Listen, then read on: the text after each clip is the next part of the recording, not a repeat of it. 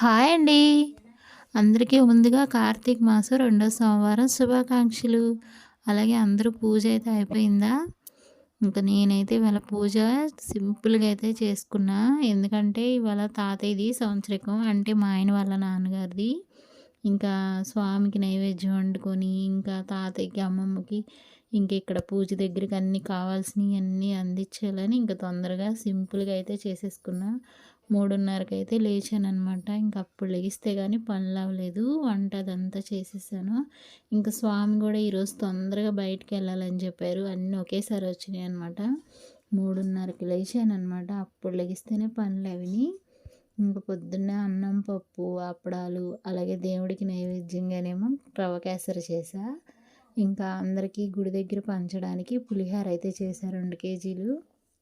ఇంక పొద్దున్న ఈ పనులన్నీ అయ్యేసరికి హడావుడి అయిపోయిందనమాట. గబగబా చేశాను.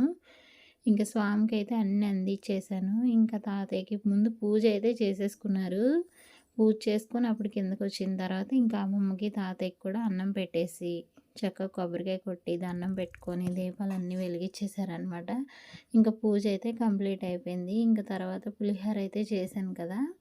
ఇంకా పులిహోర అయితే పంచుదామని ఇంకా ప్యాకింగ్ చేసి రెడీ చేస్తున్నా. ఇంకా ఒక్క 10 మందికైనా అన్నం పెట్టాలని నా కోరిక. ఎందుకంటే అన్నం విలువ మేము తిండి లేకుండా గడిపిన రోజులు చాలా ఉన్నాయి. ఈరోజు కడుపు నిండా తింటున్నాం అంటే వాళ్ళ చల్లని చూపు వల్లే మేము ఇలా ఉన్నాము. ఇంకా వాళ్ళకి ఎలాగో పెట్టుకునే టైం అయితే అప్పుడు తినడానికి తిండి లేదు మాకు. ఇప్పుడు ఉన్న పెట్టడానికి వాళ్ళు లేరు.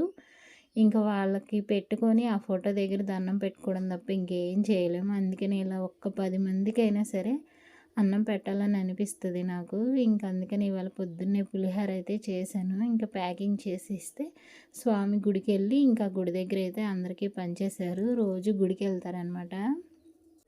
మా చిన్నోడికి ఇలా పంచడం అంటే చాలా ఇష్టం. మా చిన్నోడికనే కాదు మా కుటుంబంలో అందరికీ పంచడం అంటే చాలా ఇష్టం అనమాట.